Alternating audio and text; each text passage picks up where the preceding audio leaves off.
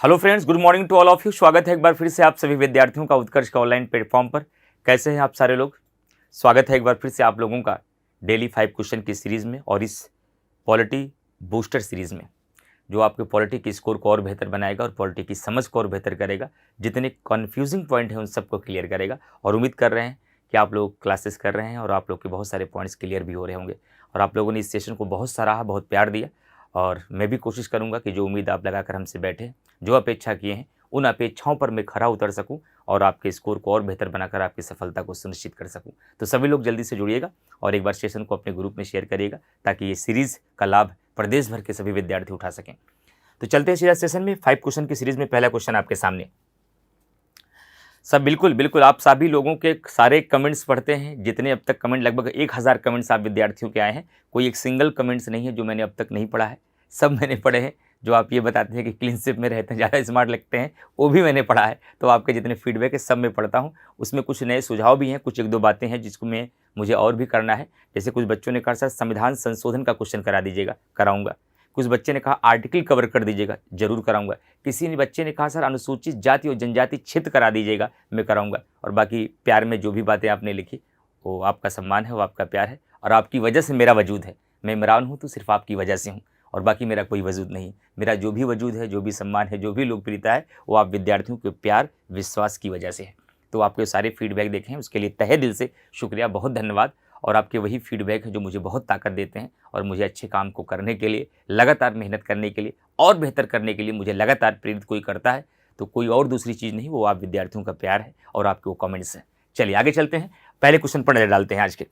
पहला क्वेश्चन आज का है कि निम्नलिखित में से कौन से राज्य के नीति निर्देशक तत्वों के उद्देश्य में शामिल है? पहला है एक कल्याणकारी राज्य की स्थापना करना, दूसरा है सामाजिक आर्थिक न्याय की सुनिश्चित करना, तीसरा है एक धार्मिक राज्य की स्थापना करना और चौथा है राजनीतिक प्रजातंत्र यानी कि लोकतंत्र को स्थापित करना।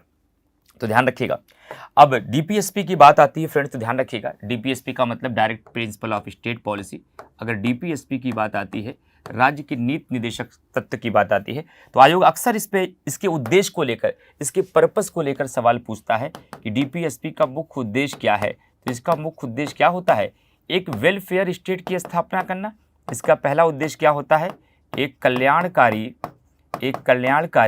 राज्य की स्थापना करना, एक कल्याणकारी राज्य की स्थापना करना। और इसका दूसरा उद्देश्य क्या होता है? सामाजिक एवं आर्थिक लोकतंत्र की स्थापना करना। सामाजिक और आर्थिक लोकतंत्र की स्थापना करना, इसके दो उद्देश्य हैं। आर्थिक लोकतंत्र की स्थापना करना, सामाजिक और आर्थिक लोकतंत्र की स्थापना करना। देखिए जो सवाल से जुड़ा मुद्दा होगा वो मैं कोशिश करूंगा बोर्ड पे लिखूंगा, क्योंकि आधे घंटे के भीतर 5 क्वेश्चन के माध्यम से हमें लगभग 50 क्वेश्चन आपको सिखाने रहते हैं। ये मेरा पर्पज़ रहता है डेली का कि 5 क्वेश्चन कहने के लिए है, डेली में 50 क्वेश्चन सिखा सकूं। तो लिखने में मैं कोशिश करूंगा कम समय दूं और समझाने में ज़्यादा कोशिश समय दूं, क्योंकि मैं एक मेच्योर पीढ़ी को पढ़ा रहा हूँ, एक ऐसी पीढ़ी को पढ़ा रहा हूँ जो पॉलिटी के विषय में कुछ ना कुछ समझ रखती है। मैं ऐसी पीढ़ी को अभी वर्तमान में इस सीरीज़ के माध्यम से पढ़ा रहा हूँ। तो कुछ इंपॉर्टेंट बातें मैं बोर्ड पे भी लिख दिया करूँगा और ज़्यादातर बातें मैं समझाने की कोशिश किया करूँगा। तो सुनने पर बहुत ध्यान रखिएगा इस सीरीज़ में आप लोग। तो मैंने कहा इसका पहला पर्पस क्या है? कल्याणकारी राज्य की स्थापना करना और सामाजिक और आर्थिक लोकतंत्र की स्थापना करना। कई बार विद्यार्थी हमसे सवाल करते हैं सर ये कल्याणकारी राज्य क्या होता है? तो राज्य निम्नलिखित 2 प्रकार के होते हैं, एक सामान्य राज्य और एक कल्याणकारी राज्य। सामान्य राज्य एक ऐसा राज्य होता है जिसका मुख्य उद्देश्य केवल कानून व्यवस्था को, लॉ एंड ऑर्डर को बनाए रखना होता है।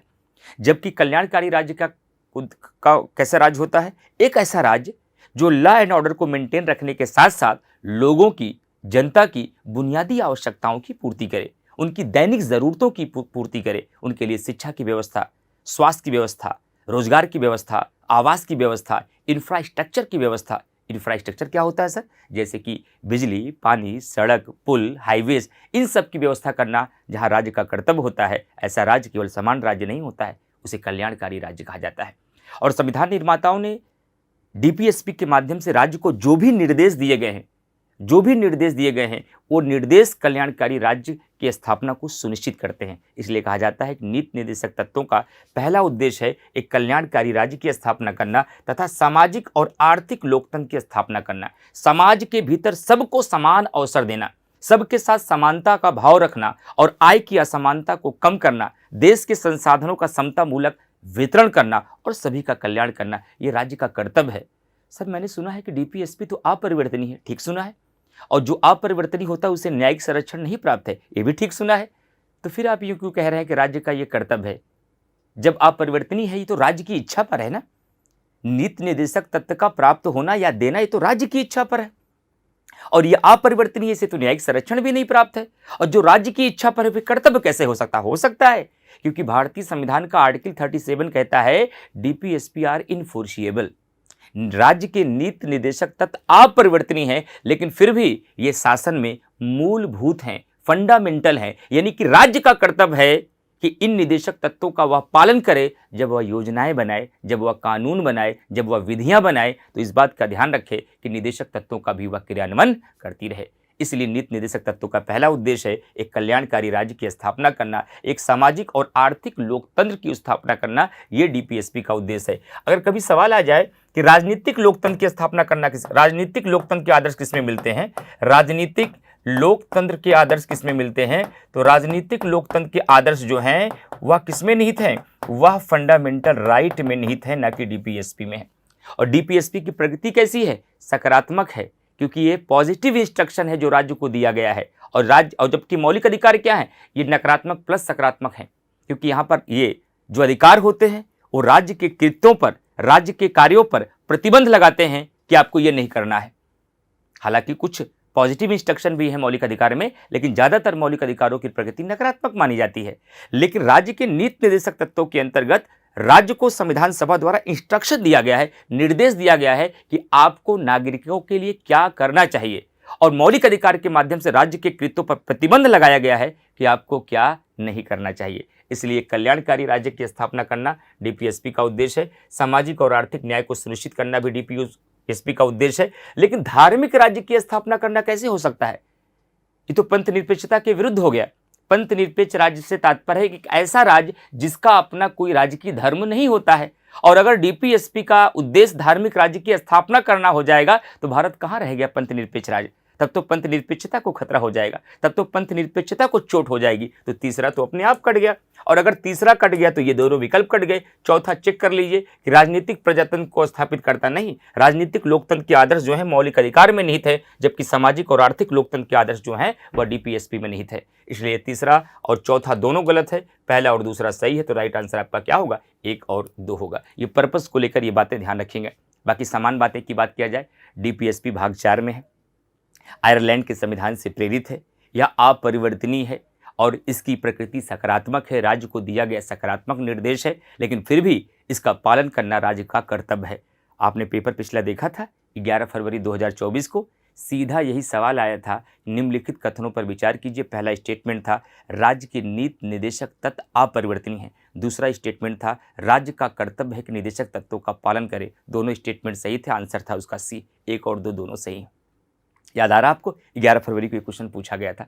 तो इसी पर आधारित ये दूसरा सवाल मैंने आपको कराया, जो कॉन्सेप्चुअल क्वेश्चन थोड़ा सा है। आगे बढ़ेंगे अपने दूसरे सवाल की तरफ।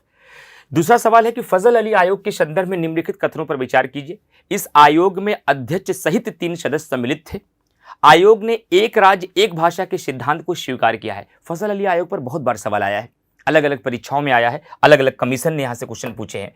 अगर मैं फजल अली आयोग की बात करूं, फजल अली आयोग की बात करूं, फजल अली आयोग की बात करूं, तो मैं सबसे पहले आपको ये कहना चाहूँगा, फजल अली आयोग को राज्य पुनर्गठन आयोग भी कहा जाता है। राज्य पुनर्गठन आयोग भी कहा जाता है। किसको? फजल अली आयोग को राज्य पुनर्गठन आयोग भी कहा जाता है। सबसे पहला प्रश्न ये बनता है, सर इसका गठन कब किया गया? इसका गठन 1953 में किया गया। ठीक है सर। अच्छा, इसमें सर कुल सदस्यों की संख्या कितनी थी? इसमें कुल मेंबर कितने हुआ करते थे? इसमें कुल सदस्यों की संख्या की बात किया जाए 3 सदस्य थे। और इसके अध्यक्ष कौन बनाए गए थे? इसके अध्यक्ष कौन बनाए गए थे? फजल अली के नाम पर इस आयोग को नाम ही रखा गया है और इसके अध्यक्ष भी फजल अली बनाए गए थे। क्या इसके अध्यक्ष भी कौन बनाए गए थे? इसके अध्यक्ष भी फजल अली बनाए गए थे। इसका मतलब है कि इसमें सर 2 अन्य सदस्य भी हैं। बिल्कुल है, क्योंकि आपने कहा कि कुल सदस्यों की संख्या कितनी है? 3 है। तो एक व्यक्ति कौन है? एक व्यक्ति का नाम है KM पनिक्कर। एक व्यक्ति का नाम है KM पनिक्कर और दूसरे व्यक्ति का नाम है हृदयनाथ कुंजरू। हृदयनाथ कुंजरू दूसरे व्यक्ति का नाम है, ध्यान रखिएगा। और ये सवाल बीपीएससी में भी एक बार पूछा गया था कि निम्नलिखित में से कौन फजल अली आयोग का या राज्य पुनर्गठन आयोग का सदस्य नहीं है। तो ये 3 लोग इसके सदस्य हैं, ध्यान रखिएगा, ये 3 लोग इसके सदस्य हैं। अब इसकी सिफारिश देख लीजिए, रिपोर्ट कब आती है सर इसकी? 1953 में गठित होता है और इसकी रिपोर्ट आती है 1955 में। और इसकी रिपोर्ट में जो सिफारिश की गई वहां पर आयोग की नज़र है। इसकी रिपोर्ट में जो भी सिफारिश की गई वहां पर आयोग की नज़र है। इसकी सिफारिश में 2 बातें ध्यान रखना है। पहली बात ये कहा गया भाषाई आधार पर राज्यों के गठन की स्वीकृति दे दी। भाषाई आधार पर राज्यों के गठन की स्वीकृति दे दी। भाषाई आधार पर राज्यों के गठन की स्वीकृति दे दी, लेकिन एक राज्य एक भाषा के सिद्धांत को अस्वीकार कर दिया। लेकिन ध्यान रखना इसकी दूसरी सिफारिश क्या थी? लेकिन फिर भी यह एक राज्य और एक भाषा के सिद्धांत को क्या कर दिया? एक भाषा के सिद्धांत को अस्वीकार कर दिया गया। अब थोड़ा विरोधाभास लगता है। एक तरफ हम बता रहे हैं कि राज्य पुनर्गठन आयोग यानी फजल अली आयोग की सिफारिश में कहा गया कि भाषाई आधार पर राज्यों का गठन होगा, लेकिन एक राज्य एक भाषा के सिद्धांत को नहीं अपनाया जाएगा। यानी किसी राज्य के भीतर एक से अधिक अगर भाषाएं आती हैं तो इस आधार पर उनका गठन कैंसिल नहीं किया जाएगा। यानी कि एक राज्य एक भाषा के सिद्धांत को स्वीकार नहीं बल्कि अस्वीकार किया था फजल अली आयोग ने। और ये क्या स्टेटमेंट कह रहा है कि इस आयोग में अध्यक्ष सहित रहित नहीं, हल्का सा गड़बड़ कर देगा मामला गड़बड़ हो जाएगा। अभी इसमें यहां पर कह दे अध्यक्ष रहित 3 सदस्य सम्मिलित थे, गलत हो जाता। रहित का मतलब के बिना, सहित का मतलब के साथ, तो अध्यक्ष सहित 3 सदस्य सम्मिलित थे, आंसर है यस। और आयोग ने एक राज्य एक भाषा के सिद्धांत को स्वीकार किया था ना, यहां क्या लिखा है? अस्वीकार किया था। इसलिए दूसरा स्टेटमेंट क्या है? गलत है। और पूछ रहा दिए गए कथनों में से कौन सा स्टेटमेंट सही है? तो केवल एक सही है। अब आयोगों की बात आई है, 2 आयोग की चर्चा ओरली कर देता हूं। जब आप राज्य पुनर्गठन आयोग पढ़ते हैं तो एक आयोग आता है आपका भाषाई प्रांतीय आयोग, जिसे धर आयोग भी कहा जाता है। एग्जाम में कभी सवाल पूछा जाए कि धर आयोग का गठन कब हुआ था, तो जून 1948 में धर आयोग का गठन हुआ था। धर आयोग की रिपोर्ट कब आती है? दिसंबर 1948 में धर आयोग की रिपोर्ट आती है। क्या सिफारिश करती है? धर आयोग ने कहा कि भारत में राज्यों के गठन का आधार भाषा नहीं होगा बल्कि प्रशासनिक सुविधा के आधार पर राज्यों का गठन किया जाएगा। ऐसा कहा था किसने? धर आयोग ने। और धर आयोग मतलब कि भाषाई प्रांतीय आयोग की सिफारिश का मूल्यांकन करने के लिए दिसंबर 1948 में ही जेवीपी समिति बनाई गई थी, जिसमें जवाहरलाल नेहरू थे, सरदार वल्लभ भाई पटेल थे, पट्टाभी सितार मैया थे। और उनकी रिपोर्ट अप्रैल 1949 में आती है। और उनकी रिपोर्ट भी भाषाई आधार पर राज्यों के गठन की स्वीकृति नहीं बल्कि प्रशासनिक सुधार के आधार पर ही राज्यों के गठन की बात करती है। इसलिए कहा जाता है कि 1949 तक भारत में प्रशासनिक सुविधा के आधार पर राज्यों के गठन की तस्वीर लगभग साफ हो चुकी थी। लेकिन उसी बीच दक्षिण में एक आंदोलन चलता है और पोट्टी श्रीरामुलु की दिसंबर 1952 में भाषाई आधार पर राज्यों के गठन की मांग करते करते मृत्यु हो जाती है। इसलिए भारत में भाषाई आधार पर गठित होने वाला पहला राज्य आंध्र प्रदेश बनता है। और अभी पोट्टी श्रीरामुलु जी की एक प्रतिमा भी दक्षिण में बनाई गई, मैंने करंट अफेयर में आपको पढ़ाया था। तो उम्मीद करते हैं कि सारे पॉइंट्स यहाँ के आसपास के क्लियर हो गए। आगे बढ़ते हैं नेक्स्ट पॉइंट की तरफ। ये सारे पॉइंट याद रखिएगा। इस आयोग का नाम, गठन का वर्ष, कुल सदस्य, दोनों सदस्यों का नाम, अध्यक्ष का नाम, रिपोर्ट आने की तिथि और इनकी दोनों सिफारिशें। और 2 बातें मैंने ओरली बता दी, भाषाई प्रांतीय आयोग और जेवीपी समिति के बारे में। अगला क्वेश्चन देखिए, क्वेश्चन नंबर 3। किस संविधान संशोधन का संबंध जीएसटी से है? ऐसा क्वेश्चन यूपीपीसीएस 2021 में भी एक बार आया था। ऐसा क्वेश्चन आपका जीएसटी से संबंधित संशोधन का सवाल जो है यूपीपीसीएस 2021 में आया था। तो ये मेरा आपसे प्रॉमिस है, मैं इस 5 क्वेश्चन की सीरीज में सारे संविधान संशोधन के क्वेश्चन करा दूंगा और इंपॉर्टेंट आर्टिकल के भी क्वेश्चन करा दूंगा। बस समय आने दीजिए, अभी एग्जाम तक काफ़ी टाइम है, तब तक मुझे पर्याप्त इतने अवसर मिल जाएंगे। मैं आपको पर्याप्त संशोधन के भी क्वेश्चन करा दूंगा और पर्याप्त आर्टिकल के क्वेश्चन करा दूंगा। ये क्वेश्चन आज आप लोगों की फीडबैक पे ही मैंने शामिल किया है। मैं एक एक कमेंट आप विद्यार्थियों का पढ़ता हूँ, रात में ज़रूर पढ़ता हूँ किस विद्यार्थी ने क्या कहा है, क्या मांग है, हमसे कोई कमी तो नहीं रह जा रही है, हमसे कुछ चूक तो नहीं हो रही है, कौन सी चीज़ें बच्चों को सबसे ज़्यादा भा रही है उसको बनाए रखना है, कौन सी ऐसी चीज़ें हैं जिससे बच्चों को दिक्कत हो रही है उसको छोड़ देना है, कौन सी ऐसी चीज़ें जो बच्चों की अपेक्षाएं हैं उनको भविष्य में करते रहना है। इन 3 चीज़ों को जानने के लिए मैं डेली आपके विद्यार्थियों को कमेंट्स पढ़ता हूँ, जरूर पढ़ता हूँ। तो किस संविधान संशोधन का संबंध जीएसटी से है? तो 100वां संविधान संशोधन, 100वां संविधान संशोधन जो हुआ था ये फ्रेंड 2015 में हुआ था। ये भारत बांग्लादेश समझौते से है। ये क्या है? ये भारत बांग्लादेश सीमा समझौता से जुड़ा हुआ सवाल है। क्या? सीमा समझौता से जुड़ा हुआ यह प्रश्न है, सीमा समझौता से जुड़ा हुआ प्रश्न है। और ये ध्यान रखिएगा, ये प्रश्न आया भी था कि 100वां संविधान संशोधन 2015 के माध्यम से भारत ने कितने इनक्लेव को क्षेत्र को बांग्लादेश को सौंपा। ये शायद यूपीएससी में एक बार सवाल आया था। और बांग्लादेश ने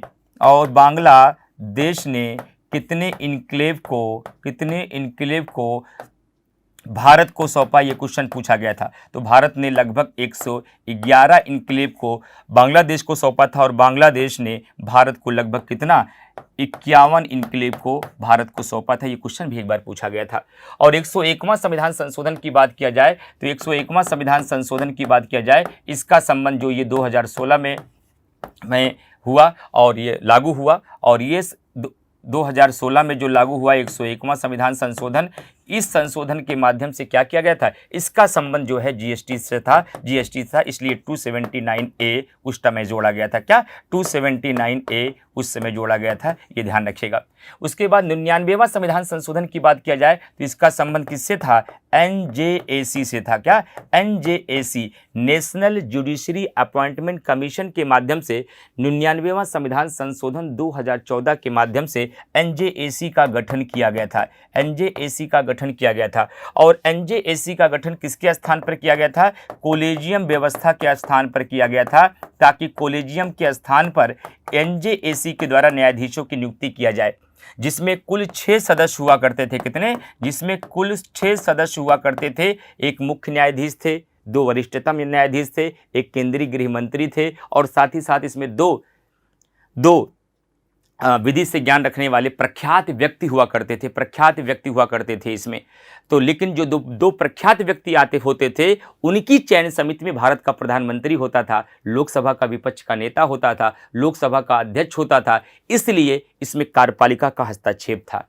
और 2015 में न्यायपालिका ने कहा कि NJAC जो है, NJAC न्यायाधीशों सर्वोच्च न्यायालय की स्वतंत्रता और निष्पक्षता को बाधित करता है। इससे भारत की सर्वोच्च न्यायालय की स्वतंत्रता और निष्पक्षता प्रभावित होती है। और स्वतंत्र और निष्पक्ष न्यायपालिका भारतीय संविधान का मूल ढांचा है। और संसद संविधान के किसी भी हिस्से में संशोधन तो कर सकती है, प्रस्तावना और मूल अधिकार सहित, लेकिन संसद संविधान के उन हिस्सों में संशोधन नहीं कर सकती जो संविधान का मूल ढांचा है। और न्यायपालिका की स्वतंत्रता और निष्पक्षता संविधान का मूल ढांचा है और NJAC संविधान के मूल ढांचे को प्रभावित कर रही है। इसलिए इस 99वां संविधान संशोधन को जो 2014 में हुआ था, इस 99वां संविधान संशोधन को जो 2014 में हुआ था, इसे 2015 में ही क्या कर दिया गया? 2015 में असंवैधानिक घोषित कर दिया गया और रद्द कर दिया गया, आज समाप्त हो गया है। तो वर्तमान में न्यायाधीशों की नियुक्ति की क्या प्रक्रिया है? क्या NJAC के अनुसार न्यायाधीशों की नियुक्ति नहीं होती है? आंसर है नो, नहीं होती है। आज वर्तमान में न्यायाधीशों की नियुक्ति कॉलेजियम व्यवस्था के अनुसार होती है, जो मैंने पिछले सेशन में आपको बता दिया था। क्लियर?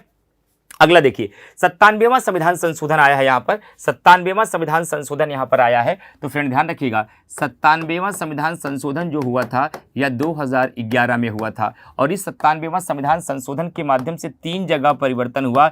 एक 19 क्लॉज 1 सब क्लॉज C में, एक आपका 43B में, एक आपका 43B में और एक आपका भाग 9 खा ध्यान रखिएगा। तो जहां 97वां संविधान संशोधन 2011 के माध्यम से आर्टिकल 19 क्लॉज 1 में सब क्लॉज C में जोड़कर कहा गया कि सहकारी संस्थाओं की स्थापना करना व्यक्तियों का, नागरिकों का मौलिक अधिकार होगा। क्या? सहकारी संस्थाओं की स्थापना करना क्या होगा? नागरिकों का मौलिक अधिकार होगा। यहाँ सर आप नागरिकों को क्यों बोल रहे हैं? नागरिकों का क्या होगा? ये नागरिकों का फंडामेंटल राइट यानी मौलिक अधिकार होगा। यहाँ नागरिक शब्द का प्रयोग क्यों किया आपने? क्योंकि आर्टिकल 19 केवल भारतीय नागरिकों को प्राप्त है, विदेशियों को प्राप्त नहीं, ये भी याद रखना है। कौन कौन से सर आर्टिकल हैं जो केवल भारतीय नागरिकों को प्राप्त हैं? अनुच्छेद 15, अनुच्छेद 16, अनुच्छेद 19, अनुच्छेद 29 और अनुच्छेद 30। ये आर्टिकल ऐसे आर्टिकल हैं जो केवल भारतीय नागरिकों को प्राप्त हैं, विदेशियों को प्राप्त नहीं है। और इसी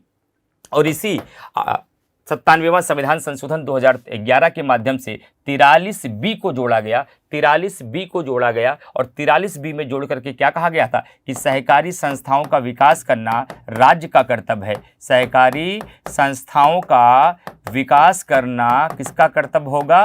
राज्य का कर्तव्य होगा। और 97वां संविधान संशोधन 2011 के माध्यम से 9ख को जोड़कर सहकारी संस्थाओं से संबंधित प्रावधान रखे गए। क्या? सहकारी संस्थाओं से संबंधित, कोऑपरेटिव इंस्टीट्यूट से संबंधित प्रावधान इसमें रखे गए हैं।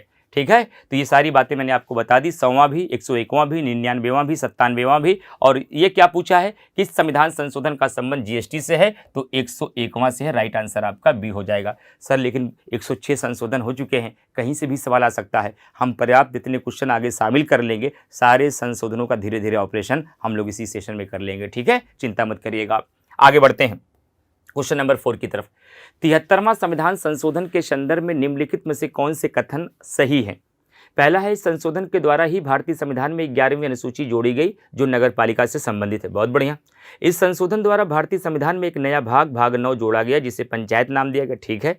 और इस संशोधन द्वारा पंचायतों को संवैधानिक दर्जा प्रदान किया गया। क्या? पंचायतों को जो है वह संवैधानिक दर्जा प्रदान किया गया। तो फ्रेंड ध्यान रखिएगा, अगर 73वां संविधान संशोधन की बात किया जाए तो 73वां संविधान संशोधन की अगर बात किया जाए तो ये कब होता है?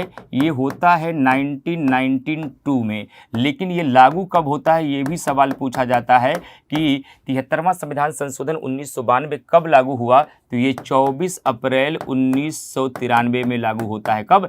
24 अप्रैल 1993 में लागू होता है। जबकि 73वां संविधान संशोधन होता कब है? 1992 में। 73वां संविधान संशोधन 1992 में होता है लेकिन लागू 24 अप्रैल 1993 को होता है। इसीलिए हम लोग प्रत्येक वर्ष 24 अप्रैल को क्या मनाते हैं? पंचायती राज दिवस मनाते हैं। क्या मनाते हैं? इसीलिए हम लोग प्रत्येक वर्ष क्या करते हैं? 24 अप्रैल को पंचायती राज दिवस मनाते हैं। ध्यान रखिएगा। और इसी 73वां संविधान संशोधन के माध्यम से आपको पता है कि 11वीं अनुसूची को जोड़ा गया। क्या जोड़ा गया?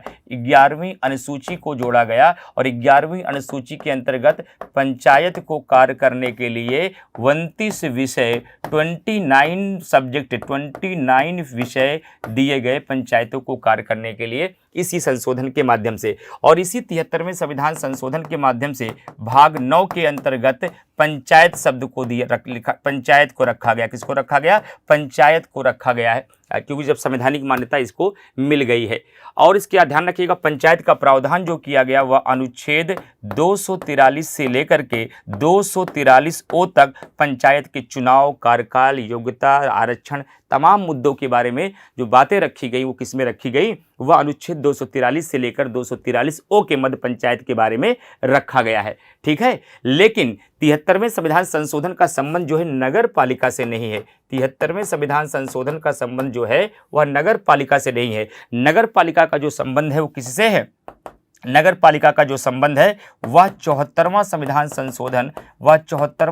संशोधन 1992 से है। ये संशोधन भी 1992 में हुआ था। लेकिन ये 74वां संविधान संशोधन कभी कभी एग्जाम में आ जाए तो कब लागू किया गया? तो 1 जून 1993 को लागू किया गया। क्या? 1 जून 1993 को ये 74वां संविधान संशोधन लागू किया गया। कई बार तो सवाल पूछा गया 74वां संविधान संशोधन लागू करने वाला 74वां संविधान संशोधन लागू करने वाला पहला राज्य कौन सा है? पहला राज्य कौन सा है? तो पहला राज्य जो है ये मध्य प्रदेश है 74वां संविधान संशोधन लागू करने वाला। क्या? 74वां संविधान संशोधन लागू करने वाला जो पहला राज्य है वो मध्य प्रदेश है। और इसी 74वें संविधान संशोधन के माध्यम से क्या किया गया, 12वीं अनुसूची को भी जोड़ा गया। क्या किया गया, 12वीं अनुसूची को भी जोड़ा गया। और 12वीं अनुसूची के अंतर्गत नगर पालिका को कार्य करने के लिए कितने विषय सौंपे गए, इनको 18 विषय, ये क्वेश्चन बनते हैं प्रीलिम्स में, 18 विषय सौंपे गए हैं, इसको भी ध्यान रखिएगा। और इसी 74वें संविधान संशोधन के माध्यम से भाग 9 का जोड़ा गया। कौन सा, 9 का जोड़ा गया। और 9 का के अंतर्गत क्या रखा गया, 9 का के अंतर्गत नगर पालिका का प्रावधान किया गया। और नगर पालिका के बारे में अनुच्छेद 243 पी से लेकर के 243 ZG तक, क्या ZG तक इसके अंतर्गत प्रावधान किया गया। 243, क्योंकि O तक पंचायत था और P से नगर पालिका शुरू होता है, और 243 P से लेकर 243 ZG तक नगर पालिका के बारे में प्रावधान किया गया है। इस बातों को आपको ध्यान रखना है। और इसी 73वें संविधान संशोधन के माध्यम से पंचायत को संवैधानिक मान्यता मिलती है।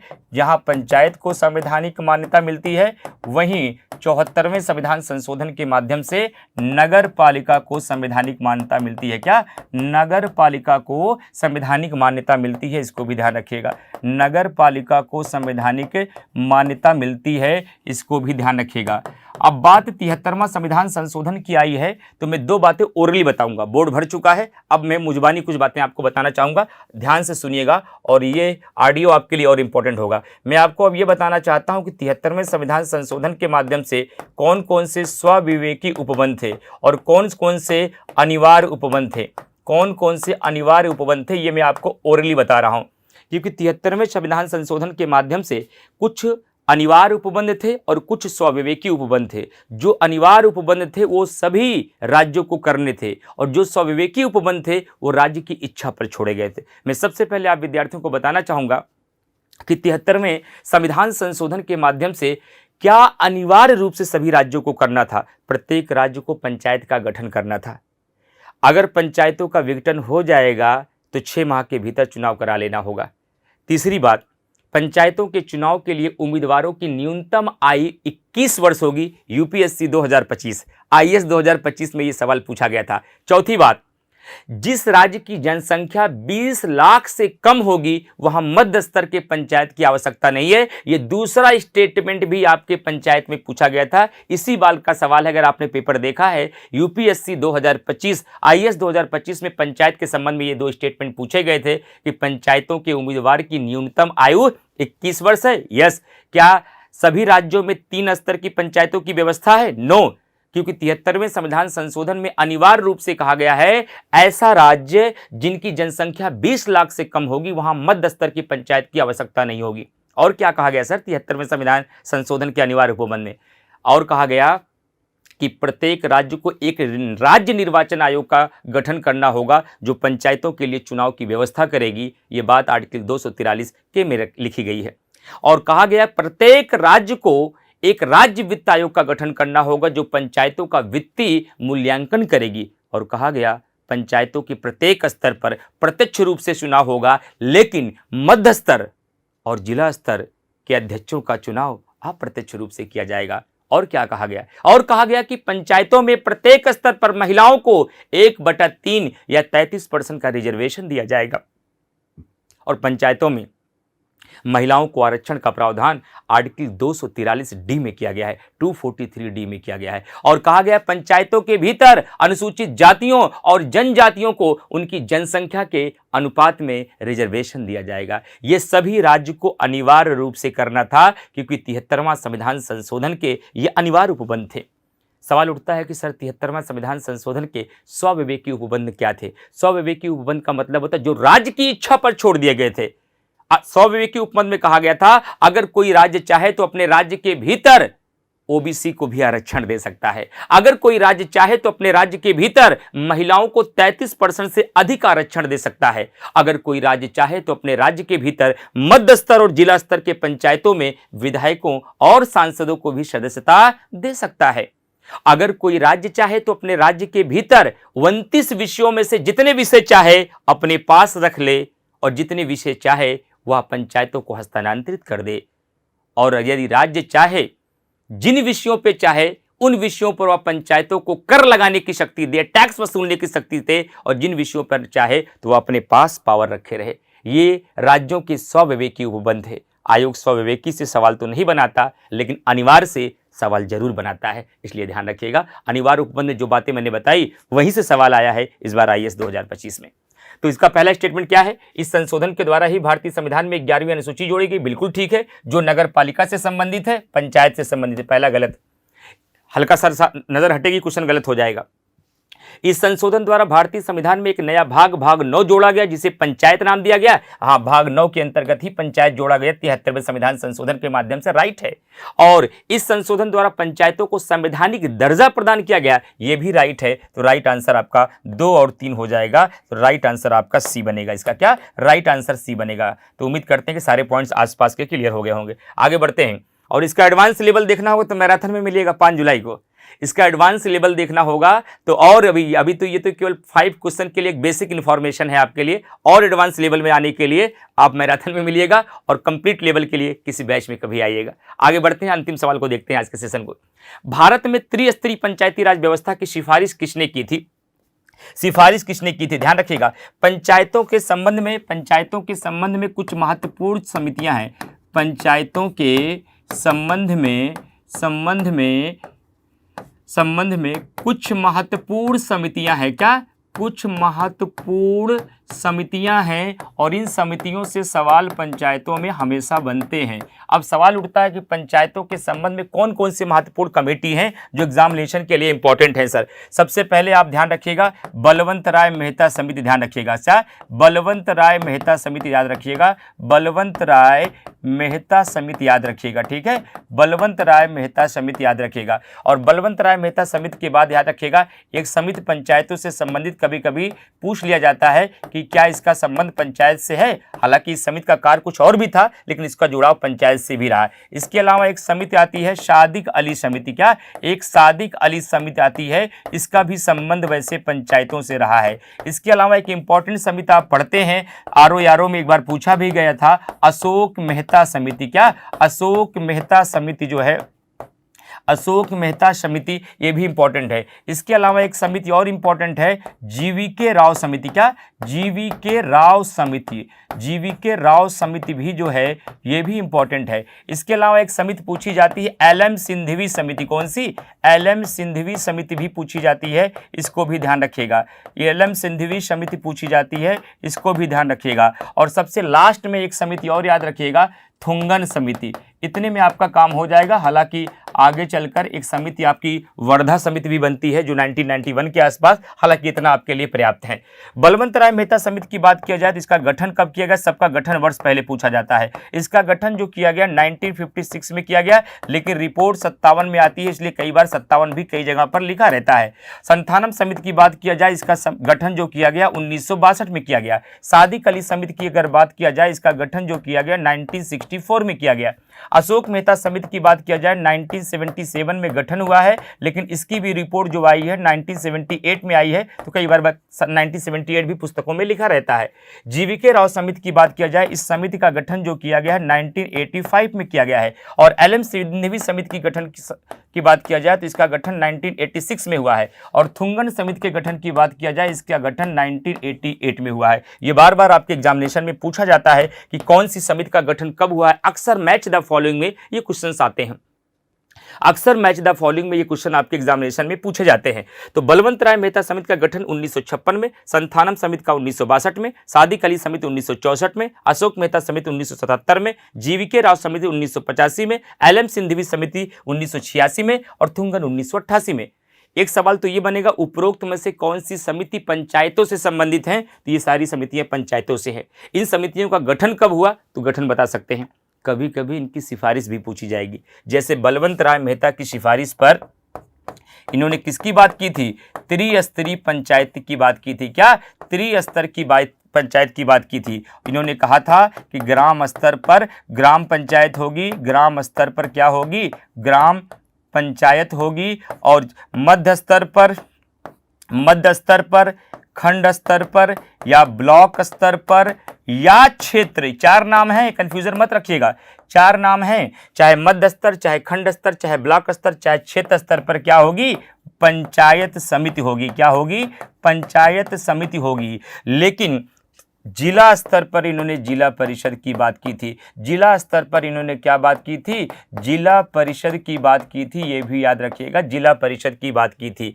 तो बलवंत राय मेहता ने त्रिस्तरीय पंचायत की सिफारिश की बात की थी। वहीं अगर बात किया जाए कि अशोक मेहता समिति ने 2 स्तरीय पंचायत की बात की थी। 2 स्तरीय पंचायत की बात की थी। और अशोक मेहता समिति ने ही कहा था कि पंचायतों का चुनाव दलगत आधार पर किया जाना चाहिए। कैसे किया जाना चाहिए? दलगत आधार पर पंचायतों का चुनाव किया जाना चाहिए। और एल.एम. सिंघवी की सिफारिश पूछी जाती है। एल.एम. सिंघवी ने क्या सिफारिश की थी? इन्होंने पंचायतों को संवैधानिक मान्यता देने की बात की थी। ध्यान रखिएगा, संवैधानिक मान्यता देने की बात एल.एम. सिंघवी समिति ने कही थी। 2 स्तरीय पंचायतों की सिफारिश अशोक मेहता समिति ने की थी और त्रिस्तरीय पंचायतों की बात बलवंत राय मेहता ने की थी। और इन्हीं बलवंत राय मेहता समिति की सिफारिश पर ही भारत में पहली बार 2 अक्टूबर 1959 में राजस्थान के नागौर जिले के बगदरी गांव में सबसे पहले क्या हुआ था? त्रिस्तरीय पंचायत की शुरुआत हुई थी। क्या हुई थी? त्रिस्तरीय पंचायत की शुरुआत हुई थी। किसकी सिफारिश पर? बलवंत राय मेहता की सिफारिश पर। इसीलिए बलवंत राय मेहता को पंचायत का शिल्पीकार या वास्तुकार कहा जाता है, क्योंकि बलवंत राय मेहता समिति की सिफारिश पर ही 2 अक्टूबर 1962 को भारत में पहली बार राजस्थान के नागौर जिले के बगदरी गांव में सबसे पहले त्रिस्तरीय पंचायत की शुरुआत हुई। और इसके बाद राजस्थान के बाद एक बार सवाल पूछा भी गया एक परीक्षा में, आंध्र प्रदेश के महबूबनगर जिले के शादनगर विकास खंड में शुरुआत हुई। क्या? इसके बाद आंध्र प्रदेश के महबूबनगर जिले के शादनगर विकास खंड में, कहां पर? शादनगर विकास खंड में। फिर उसके बाद पंचायती राज व्यवस्था की शुरुआत हुई थी। ये सारे पंचायत से बनने वाले सवाल हैं जो आगामी परीक्षा में आपको काम आएंगे। प्रश्न का उत्तर सिर्फ यही है कि भारत में त्रिस्तरीय पंचायती राज व्यवस्था की सिफारिश किसने की थी? तो बलवंत राय मेहता समिति ने की थी। और इन्हें पंचायत का वास्तुकार या शिल्पीकार भी कहा जाता है। इस प्रकार से हमारी 5 क्वेश्चन की डेली सीरीज समाप्त हुई। आज 6 मिनट ज़्यादा हो गया। हम कोशिश करते हैं कि 30 मिनट में आपको 5 क्वेश्चन की सीरीज हम पूरी कर दें और 30 मिनट में 5 क्वेश्चन के माध्यम से हम 50 क्वेश्चन सिखा के आपको विदा करें।